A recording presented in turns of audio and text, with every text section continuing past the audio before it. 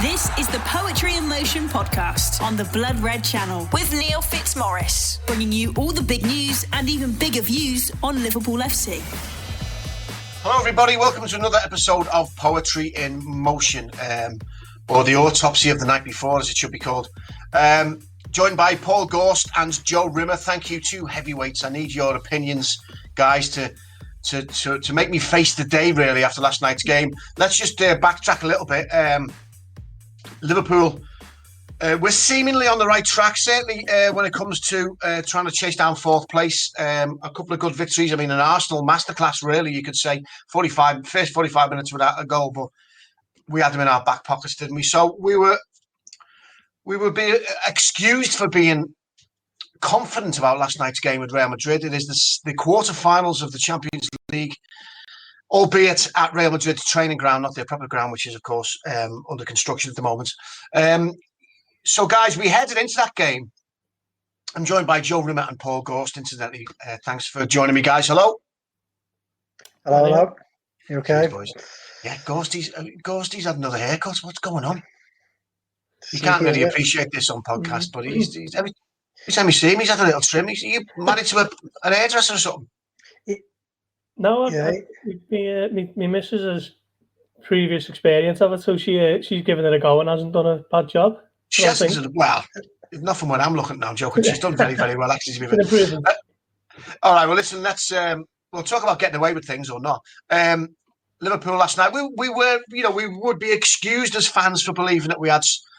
I mean, I was really confident going into that game last night for a number of reasons, guys. You know, you've got Liverpool sort of back to playing players in the positions that they're really they're really useful in, i.e. Fabinho. You've got Kabak and Phillips, who were sort of starting to knit together and a few clean sheets under the belt.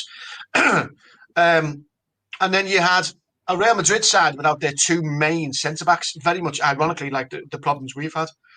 So we could be forgiven for thinking that we were going to dish out a little bit of stick last night, and we couldn't be further from the truth. It was a dreadful performance. Let's be honest with you. And what really worried me about it, guys, is that I'll come to you first, Ghosty. What really worried me about it is that there's no more real excuses to make now about balance and about people playing in key positions and about the front three and blah blah blah blah. There's no real excuse for last night's complete and utter lack of commitment, of passion, of press, of any kind of intensity at all. They went there like kittens. It looked to me like I was fully expecting to pick up a newspaper today and read that the team had all gone down with food poisoning the night before and had spent the afternoon on the bog before the kickoff, because they had that completely drained of any kind of life attitude towards the game right throughout the pitch, Paul. It was a very, very strange one. I think Liverpool kind of got suckered into the occasion of it. You know, Real Madrid in the Champions League. I mean, it's very unlike Liverpool because they played loads of big fixtures under Klopp, haven't they? You know, 3 European finals, 2 of them Champions Leagues. They've won the Premier League, of course, won the Club World Cup in Qatar. So they are used to playing in big, high-pressure games. But last night, it kind of felt like it was their first ever foray into the quarterfinals. Passes were going astray from pretty much the first whistle. And I always think with footballers, you know what kind of game a lot of them are going to have by the first pass and the first touch, and none of it was right or spot on. It was either going back to Real Madrid or they were conceding throw-ins or just struggling to get out their own half. And I think maybe supporters were suckered in a little bit by the fact that Real Madrid don't have too many players who are worldwide superstars or household names. I mean, look at 2 of their most recognisable players, Varane and Ramos. They're out of the game. They don't have Bale anymore. It's no Ronaldo. It's not the teams of years gone by with Zidane and Ronaldo and Figo. Like some of my mates were messaging it in the WhatsApp group at the time, thinking, "Who's this Vinicius lad?" And he's probably one of the ones who are on the rise at Real Madrid. So it's not the all-conquering Galactico team, but it's still Real Madrid, and I kind of think maybe it was a false sense of security for some supporters, because I thought Real Madrid were quality on the night and really taught Liverpool a lesson, which, as you say, there was no kind of mitigating circumstances for this one where you can point to injuries or players out of position. Everyone was pretty much as strong as they could go, and I'm sure we'll come on to the Naby Keita decision soon. But it was a strong Liverpool team, but just didn't really get going at all.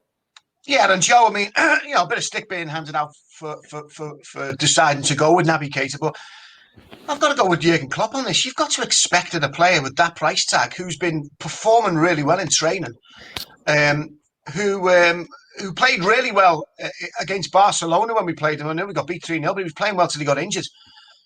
It was a player that you would fully expect to go in there and put a bit of dynamism into that midfield, and the fact that it backfired spectacularly. I mean, Klopp brought him off before the end of the first half, which tells you everything you need to know about what he was doing. But I can't, people saying, "Oh, what are you putting that line up for?"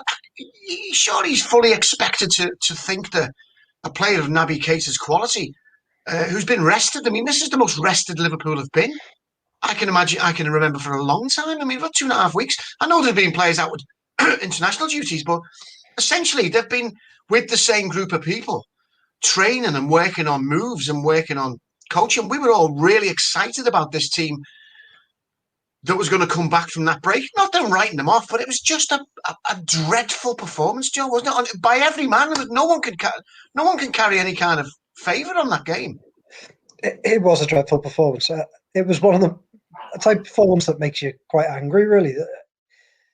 They were like rabbits in headlights. I just found that that they seemed to freeze straight away, not be able to deal with Real Madrid, not be able to adapt to how the way Real Madrid were playing. I think Klopp got his tactics wrong, or / Liverpool's tactics didn't work against Real Madrid, and I did think he got his selection wrong. I think it is strange to pick Naby Keita in a game like that when, let's face it, when was Naby Keita's last start? Was it Fulham? In that very changed team, Fulham, and before that, Crystal Palace, the 7-0. So, I mean, to me, Klopp alluded to him playing very well in training. Whilst that's all very good, we're quite used to this. This is Keita. This is what he's like. He promises a lot, but delivers very little. And I know there's a groundswell of support for him at times, and people say, well, he presses very well, that sort of thing. But my big issue with Keita has been, ever since he came to Liverpool, he doesn't do enough when he's not on the ball to get onto the ball, to get involved in the game. And that's what I thought the problem was last night. Liverpool's midfield went totally missing. And when the other two don't play well, Keita's got no chance, because he just doesn't go and make himself available. He doesn't get involved in the game. He doesn't make the right decisions when he's on the ball. And he was very poor. But all round, it was just such a poor performance. And I think it's the type of performance that I think the manager has to take a lot of credit for. Klopp is obviously a brilliant manager, has done brilliant things for Liverpool, but for me, there are big games. Sometimes he just gets his tactics wrong, because, he's the opposite, isn't he, say, of a Rafa, who was very good at adapting to specific games and to specific teams, whereas Klopp's team plays a certain way and it either overwhelms you or just comes undone. And last night it just didn't work at all. And Real Madrid just had the measure of them. They just knew what to do. They basically just played balls over the top of Liverpool. They knew that they had fullbacks who push up and defenders who struggle, and they play a high line, and they just knock balls over the top all night, and it worked. But for me, the most galling part of the game by far was that third goal, because my other half just said to me before when I was on the phone, she said, "Will you stop talking about that third goal?" It was just criminal. The first half was what it was. It was a really, really bad half of football. They got out there, they started playing well, they got themselves back into the game, and then they conceded the goal, which I just thought was poor from start to finish. You allowed them no pressure on the person who received the throw. You allow them to get a simple cross into the box, and a guy to have all the space in the world to slot it. And even the goalkeeper could have done better. From every player involved in that let themselves down, and that was so frustrating, because at 2-1 you take it back to Anfield, and I think Liverpool have got a big chance. At 3-1, I'm not sure. And it's funny you mentioned the Barcelona game, Neil, because it was so different from that, wasn't it, in the sense that Liverpool come out of this one in a better position. But I went into the Barcelona second leg thinking, we battered them in the first leg and they got lucky. I don't go into the second leg of this thinking that Liverpool had the measure of Real Madrid. It was quite the opposite, and it doesn't fill you with any confidence at all. No, absolutely right. And I think the thing is, Kirsty, the only positives you can take from that performance is that when Real Madrid do come to Anfield, that they will underestimate us because given that performance, they're going to think they're going to breeze it. And the only other thing is, it's interesting that you've got Mane and Salah, two players linked constantly with Real Madrid. You look at that last night and think, well, they won't be having to go down anytime soon because, I know the midfield was dreadful, but to a man. In fact, you could probably say coming out of that game last night that Kabak and Phillips probably worked harder than anyone. I know they were going to, but they covered themselves in more glory than the rest of that team. That first goal is a prime example of, Joe talks about Klopp getting his tactics wrong, and I wonder what his tactics were, because that was so devoid of any kind of passion and press. I would be very surprised if Klopp has sent them out there saying, don't press, sit back. And maybe he did. Maybe he thought, let's get a 0-0 and let's do what we did with Bayern Munich at Anfield, 0-0, then go over to their place, only obviously in reverse. But I find that hard to fathom. But when you look at that first goal, Cruz had time to not only look up and pick a pass out. He could have FaceTimed his missus. He could have booked his vaccine.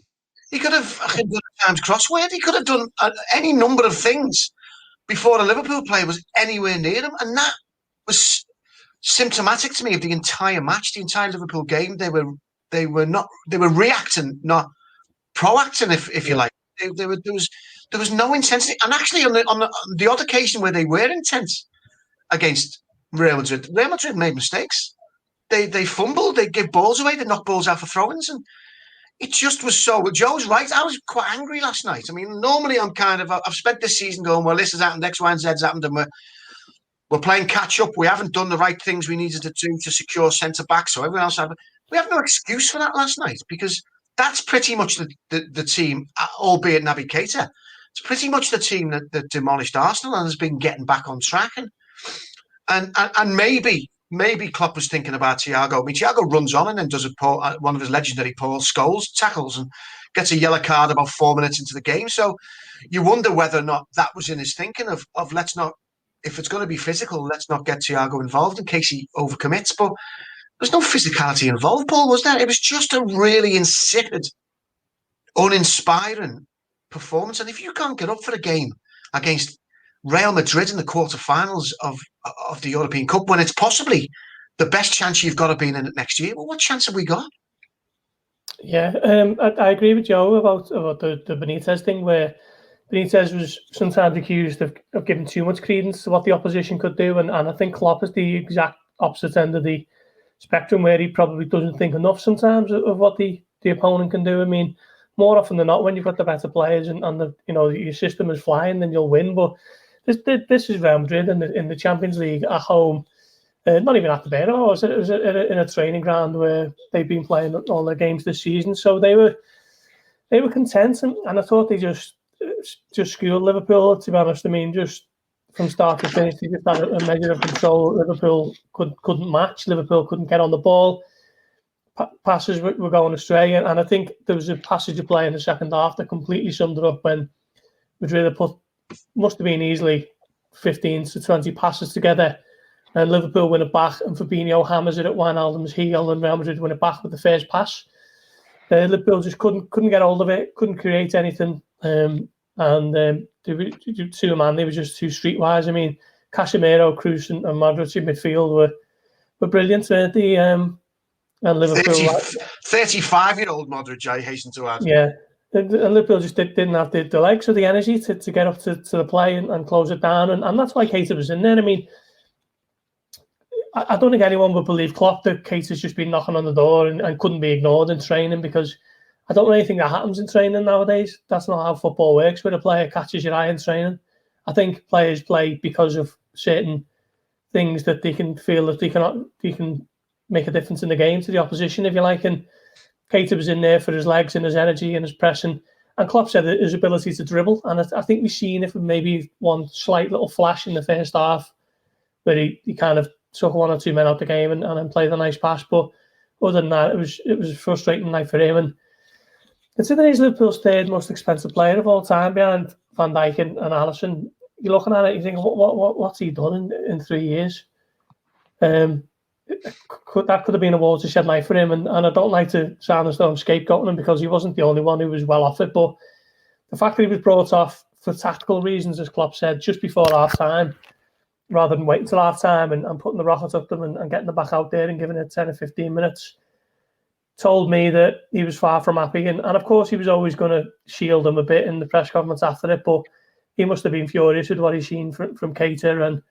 And as Joe says, it's just not enough, is it, for a £52 million midfielder? If Liverpool could fetch that money back this summer, I would, no question, bite your hand off. Yeah, absolutely. I mean, I don't think they will get that money back, but you know, there's reports today in the papers that Leicester won a £30 million bid for them. But I'd take £30 million and Ndidi. Poetry in Motion on the Blood Red Channel. Just go back to what Joe said about tactics with Klopp, and sometimes he doesn't treat teams differently for different games, and he sort of adopts the same kind of tactics. Well, that would be fine if Liverpool went at them like lunatics and just came undone, but they didn't. That wasn't a Klopp. That's not any Klopp tactic I've ever seen last night. There was no press. There was no gang and press. There was no win the second ball back. All the things that Klopp talks about that he normally does, there was none of it. It would be more incumbent to me as if Klopp turned around and said, "Don't do any of that," and got it wrong, rather than didn't read the opponents. It's perhaps he read it completely wrong, because that for not one person on the pitch to press, I found extraordinary. And if you're saying he's brought Keita in because of his legs and his ability, and he hasn't done it, then does that not smack of a team letting a manager down rather than a manager letting a team down, Joe?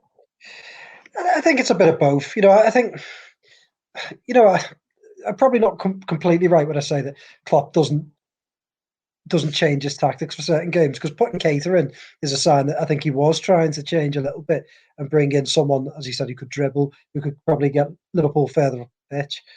But I certainly think Liverpool are really struggling with teams who knock the ball over the top. We've seen it quite a lot, haven't we? You know, in the last year or so, it seems to be like the kryptonite, and Liverpool haven't found a way of dealing with it. And whether they knew Real Madrid were going to do it and thought, well, if we can get the ball to Keita, he can pin them back a bit more, I don't know. But it just didn't work, and it's sort of starting to become worrying, because I think, you know, every time Liverpool seem to get a bit of a head of steam together, they come up against a team. A little bit. Last night was Real Madrid, and I think as angry as we are with the game, we should remember that they are Real Madrid.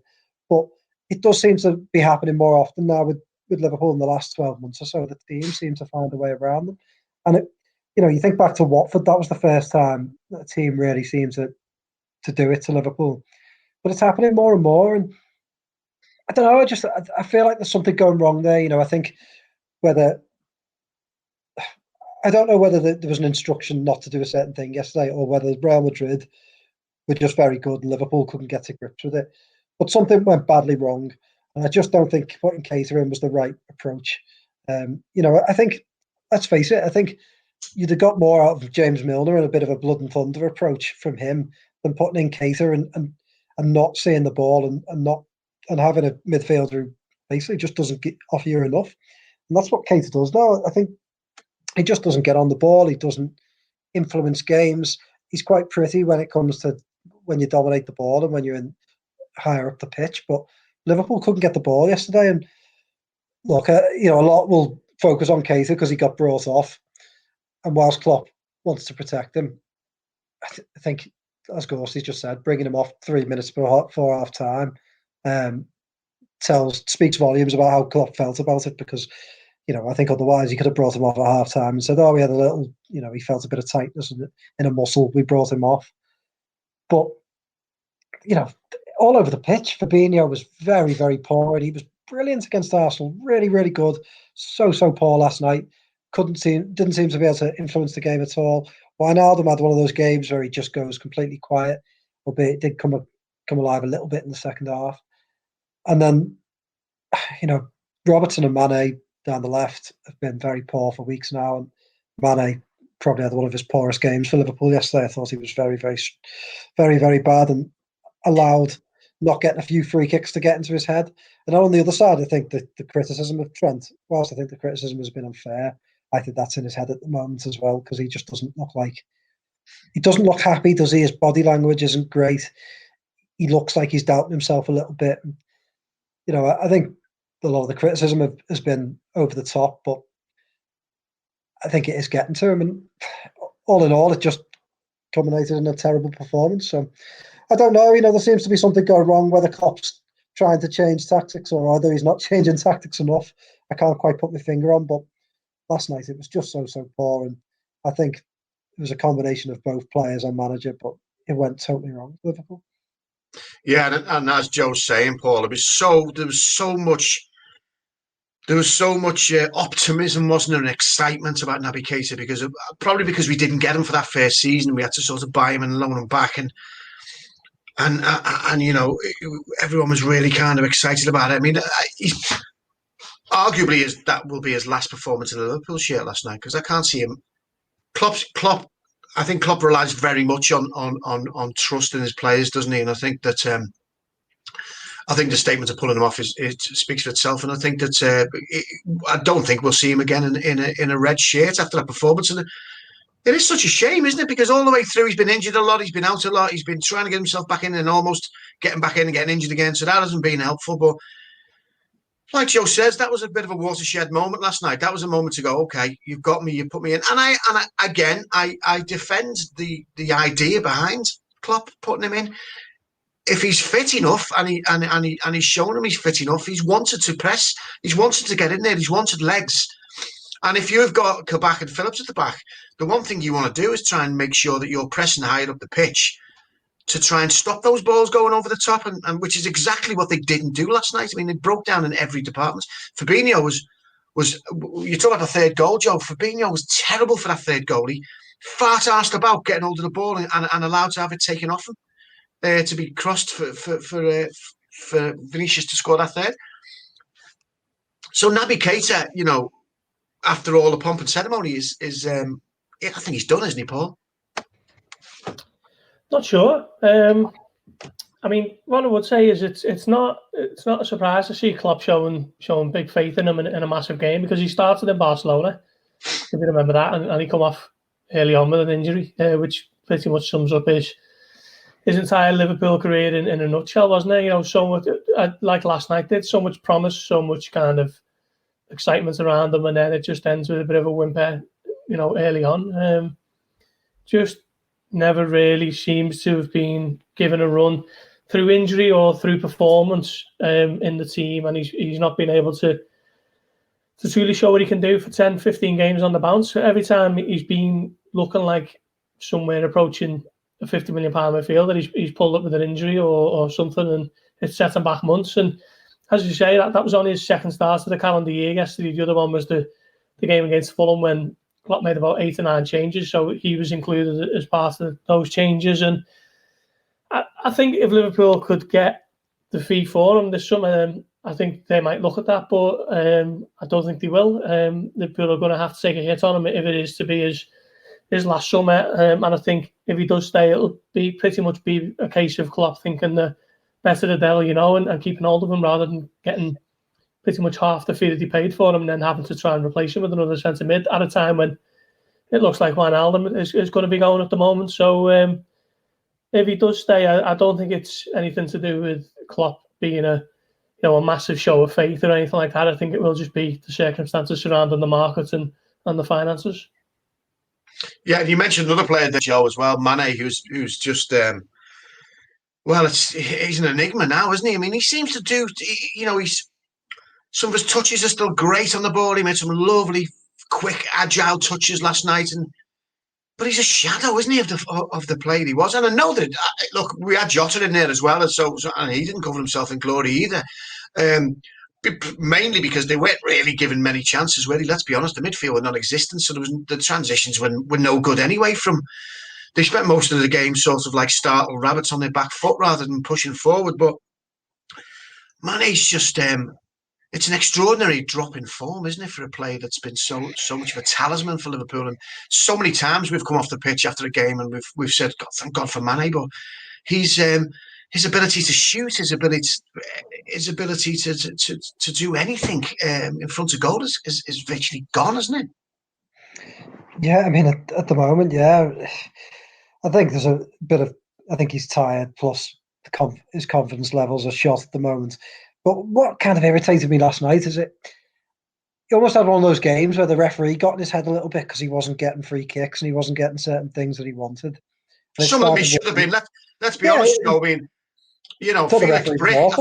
I think Brick's surname should be spelled with a P, shouldn't it? Because he was shocking, wasn't he? I mean, the second goal was absolute nonsense because that was clear, a blatant elbow off the ball. I mean, he thunder charged him off the ball. I mean, it was just ridiculous, wasn't it? The dark arts rising again for Real Madrid. But you're right. I mean, it got to the point where he was sort of half looking for that something off the ref, and it was getting in the way of his performance, Joe. Exactly, and he was spending so much time glancing at the referee and getting annoyed with him that he wasn't. He just lost his head a little bit, and there was a chance near the end. I think Real Madrid gave it away, and I think Salah might have played it into his feet, and he just seemed to like he could have been in on goal, and he just took a couple of extra touches and ended up, they ended up getting back, and the chance was gone. And the Mane of last year or the year before wasn't thinking about those things, was he? Was just taking a touch and getting in, and I think right now it's just not working for him. I think he could do with the rest. I think I would, for Aston Villa, for example, I'd try and bring Firmino in, play Jota off the left hand side, and just get him out the team, and just give him 90 minutes off, even perhaps even try and give him the next Real Madrid game on the bench and see if he can bring him on from the bench. But he just isn't doing it. As for the referee, it was one of those refereeing performances where I think he just decided that Liverpool were annoying him, so he wasn't going to give them any 50-50s. There was a few. You see the one where Trent, where he was having a bit of a battle, wasn't he, with that Vinicius, and he went down like he'd been shot because Trent put his arm out. Unbelievable. And the referee had given the free kick, without even glancing at what had happened. The free kick was given. Then Trent got a yellow card, and then there was another one where one of their lads picked the ball up before he even blew his whistle, and he bought that free kick. The Mane incident before the goal was bad. There was another one with Keita where Keita seems to get blocked off. He didn't give anything. And there's letting the game flow, and then there's letting Real Madrid just basically referee it for him. And I thought at times he just was very, very weak and sort of just wasn't having any of Liverpool. So it was one of them, though. But you can't allow him to get in your head. And I thought Mane just allowed him to get in his head. Trent to an extent as well. And just for spending time concentrating on the referee and being angry with what was going on, rather than trying to get Liverpool back in the game. And it just didn't help Liverpool's cause. It was so frustrating because the players are better than that. They've proven they're better than that, and they've dealt with bigger challenges than what they've had to put up with, in a games like last night. So, we've seen, the Barcelona games, Barcelona tried all those little tricks and Liverpool put up with it and learn from it. And I hope they do the same next week, because they can't allow Real Madrid to sort of manage the game like they did, because Real Madrid, they've been around the block so many times. They knew what to do. They bought themselves time. They were clever with the referee. Liverpool need to be stop being so naive and get with it, and not allow Real Madrid to do that, and do that a bit themselves if they have to at Anfield. And I think they did do that with Barcelona a couple of years ago, and I think they're going to have to do it again with Real Madrid. Poetry in Motion on the Blood Red Channel. Paul, I mean, if Liverpool had tried any of that last night, they wouldn't have got away with it anyway, because the referee was so intent on just going Real Madrid's way. There's a lot about European football I like, but that rolling on the floor every 2 minutes, every time it looks like a Real Madrid player was going to lose possession, they just hit the floor, grasping their shins or their knees, but got it every single time. And the referee didn't cover himself in glory being spotted at half-time chatting away with the Real Madrid team in the tunnel either, laughing and joking with them just before they came back on the pitch. There's got to be a bit of impartiality shown. You can't be standing there with one team, with them all standing around them laughing like they're in the alehouse at the bar, because that's what it looked like. And you're right, the dark arts we have to do, which we did against Barcelona. You can remember the the famous rubbing of Messi's head by Andy Robertson. But clearly, Liverpool weren't going to get away with any of that last night, because every time they sort of did try to bolster up to them, the referee was going their way anyway. And it was, it's. I know it sounds like excuses. We can't rely on a referee. That's for sure. But it's just, I think, the whole frustrating point of it is that Liverpool weren't Liverpool at all last night in any way, shape, or form. Where it wasn't even like there was a couple of players really, really trying, and the rest were letting them down. They were, to a man, really, really poor, Paul. They were, yeah, and I think that's probably my biggest criticism about this Liverpool team. I mean, I've said it a few times on pods over the years about that 2018 final when Ramos takes Salah out the game, gives Karius a concussion, and Sadio Mane's helping him up with a big smile on his face after he takes a dive and Mane gets a yellow card. I mean, it's the exact same situation last night where Mane doesn't get the foul from Vázquez, and he's laughing at the ref about it. But Mane, there's no like, okay, well, this has annoyed me, I'm going to show these. There's none of that. And there's no one really in the Liverpool team who you consider to be a little bit of a snark and a snarler and someone who can put the foot in when it's needed and, a big challenge that rouses the team. Real Madrid basically just school them in street smarts and dark arts and all that kind of stuff. And Liverpool allowed it to happen. And it's not for the first time. And more often than not, they can outplay teams with their individual brilliance and they don't need to resort to anything like that. But sometimes when it's a bit of a dogfight, they're a team of choir boys for me. And I think that's one of the things that really probably frustrates me the most about this Liverpool team, because they're great to watch when they're all clicks and it all gets going. But when a team wants a little bit of a wrestle, a little bit of a nibble, then Liverpool come up short, and that was the case last night. There was one at the end where Vázquez just kind of eased Salah off it and gave him about 3 kicks before Mane fell over and didn't win the foul. And for Mane in particular, I think he needs to start being a little bit of a I don't think I can say the word, to be honest, but there's been loads of situations this season where he could have won a penalty or he could have won a foul, and he doesn't want to go down that easy. He has to be taken down, and that has to change because players are doing it left and right. It's a part of the game now. I'm not saying throw yourself to the floor and make an embarrassment to yourself, but certain times when he could have won a penalty for Liverpool and tried to stay on his feet and hasn't, and nothing's come of it. It's just the way of the world now, the way of the game, and soon Liverpool kind of get that little bit of nous in their game that they'll be all the better for on these types of occasions. Yeah, you're talking about a bit of dark arts, Joe, and a bit of someone with a bit of nail and a bit of, someone who's going to fight your cause a little bit. Luis Suarez on a free to Atletico Madrid's looking like a decent deal now, isn't it? I mean, you wonder whether that even came across the board because, I mean, he's doing wonders there. He's leading goal scorer. He's done 18. The last time I looked, it was 18. He's probably gone further than that now. You never lose the abilities he has. He always had that little bit of bite to him, sometimes too much, with the play on words like that. But, when you look at them and you think, if you had someone who could just get into the side like that and get into their heads and give the opposition something to think about, they're priceless, aren't they, Joe? Absolutely. I must admit, I mean, maybe it's too simplistic for us to sit here and go, they should have got Suarez. Maybe wages, signing on fees and all that, are bigger than we can ever imagine. But sometimes I think these transfers are obviously good because they're obviously good, aren't they? And Atletico Madrid went out and got him and have just, at least for a year, might have won themselves a title just through getting Luis Suarez. And honestly, I think last summer, I think he'd have jumped at the chance to come back to Liverpool.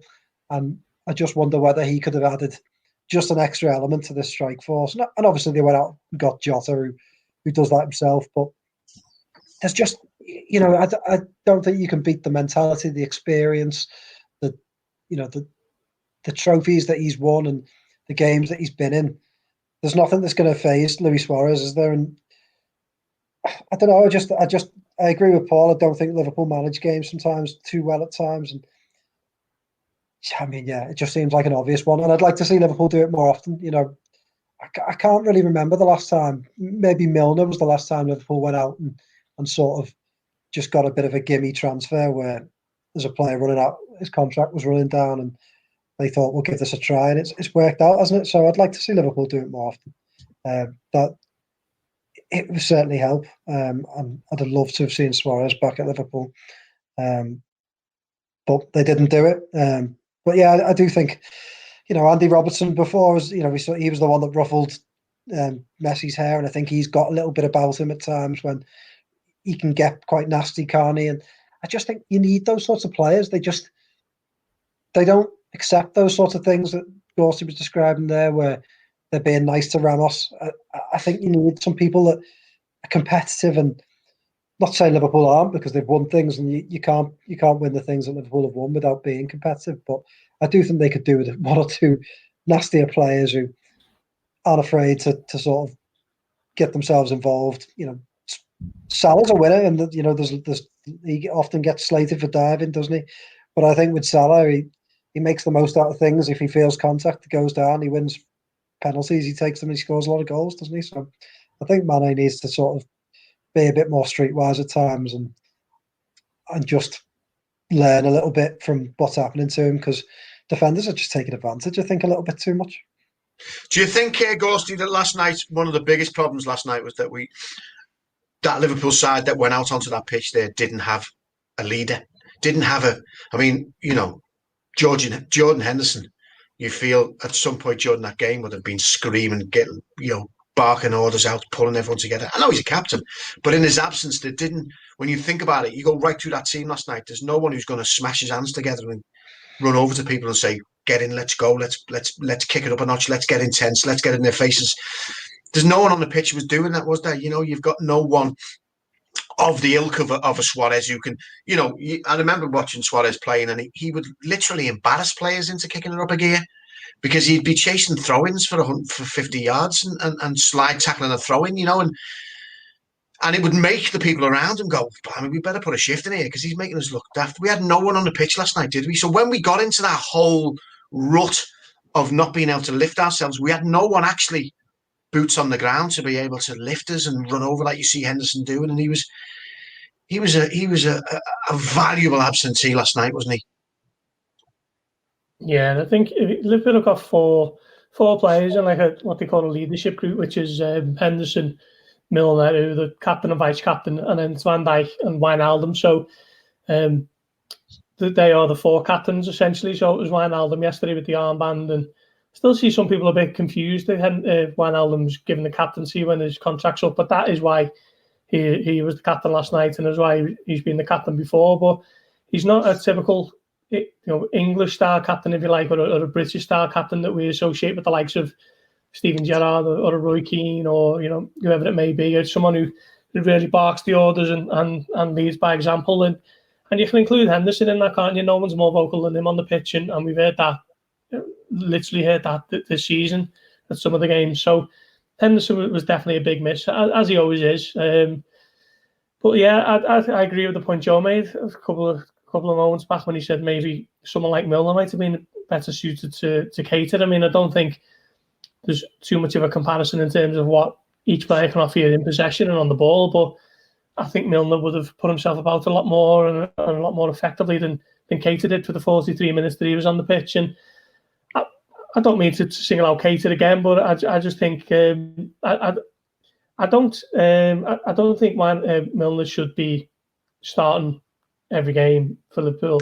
At the age he is, with the options you've got, that is pretty much unrealistic. But certain horses for courses, and maybe he would have been the right approach last night, because, as you say, he's a leader when Liverpool didn't really have any out there.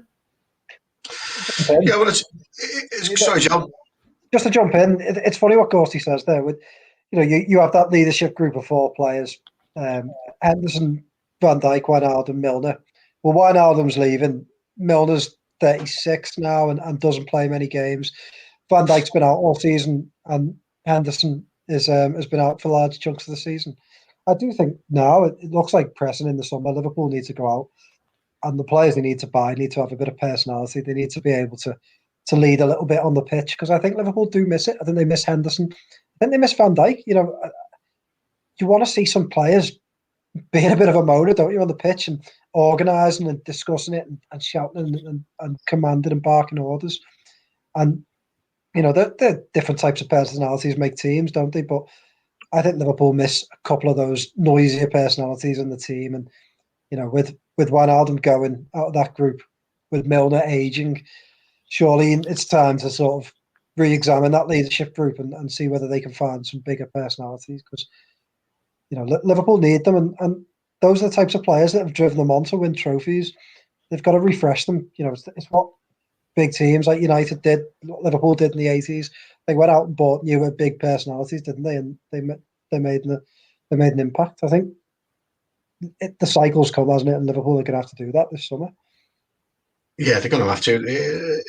Definitely. I mean, what would you give for someone like a Kante in that side, who, since his days in Leicester and then moving to Chelsea, has just been one of them players who just doesn't stop. You need that engine, don't you? You need someone who's just going to run around. That's why I was so disappointed in Fabinho last night. I mean, there's a chance for him. I mean, he used to play for them. There's a real chance for them to try and show them what they let go, really, and who's moved on from them, and he played for them, and he was dreadful, so uninspired. Poetry in Motion on the Blood Red channel. I mean, was Curtis Jones in the squad last night? Because I'd have had him on before anyone else. Milner, you're right, but in the absence of Milner, there's a young kid who thrives on games like that. He's shown time and time again that his age is absolutely not in question when it comes to big games, because he almost relishes he has the ego. And I don't mean that in a bad way. I mean, he has a positive ego. I don't mean a big head.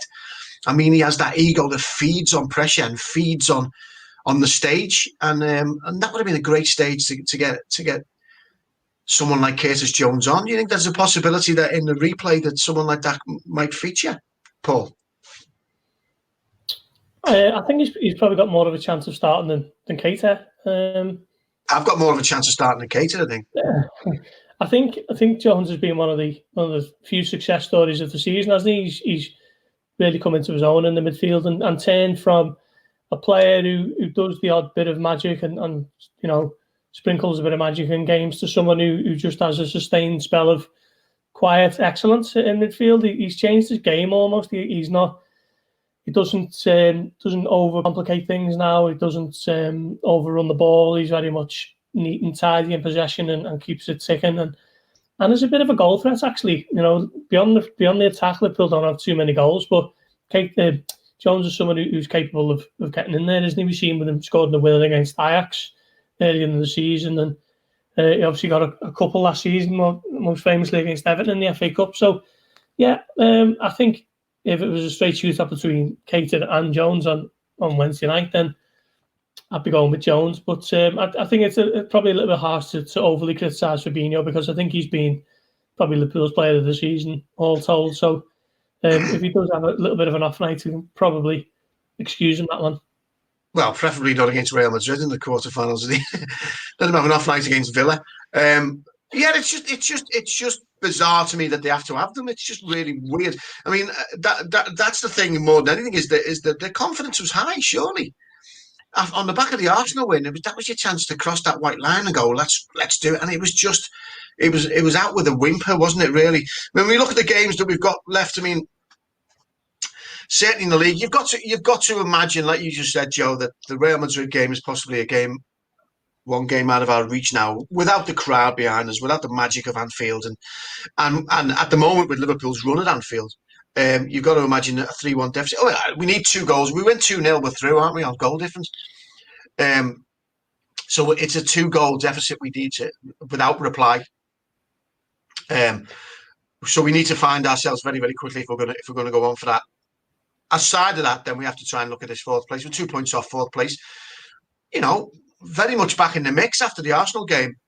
And all the games we have coming up, I mean, we've got Villa, of course, on Saturday. Then we've got Leeds United at their ground, Newcastle. There's only Manchester United that we're playing now till the end of the season that is above us in the league, which you would normally say is a good sign. But we've been so indifferent against the clubs below us that the Southamptons, the West Broms, the Burnleys and the Crystal Palaces are no foregone conclusion, are they, Joe? They're not. No, Aston Villa's going to be a good test, isn't it, on Saturday? Because that's the sort of game Liverpool have really struggled in this season, especially at home. And I think away from home, I'm a bit more confident against those sides. But at home at the moment, Liverpool just seem to come unstuck every time, and it's saddening because the Arsenal game did fill me with confidence. Liverpool played so well.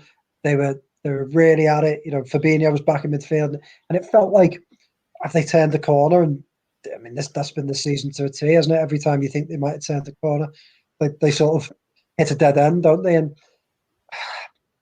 I mean, I don't know. Maybe was that just because Arsenal were that bad and that passive that they allowed Liverpool to swarm all over them? I don't know, but Aston Villa's a good test, and they just need to get back on. They need to win again, because if they don't win again, this could be the most disastrous few games. If they fail to win against Villa and then go out against Real Madrid, then that's the season over, isn't it?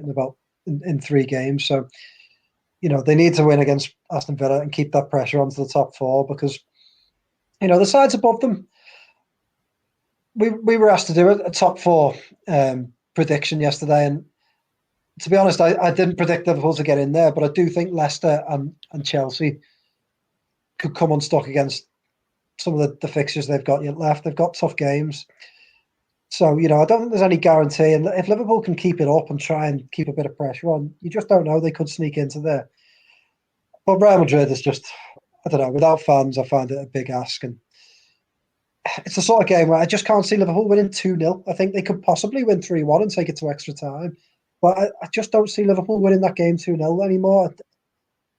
Winning those sorts of games 2-0 seems to be something that, you know, a Rafa team might have done, or perhaps a Houllier team might have done. But Klopp's team seems to play on emotions so much that they need the fans behind them.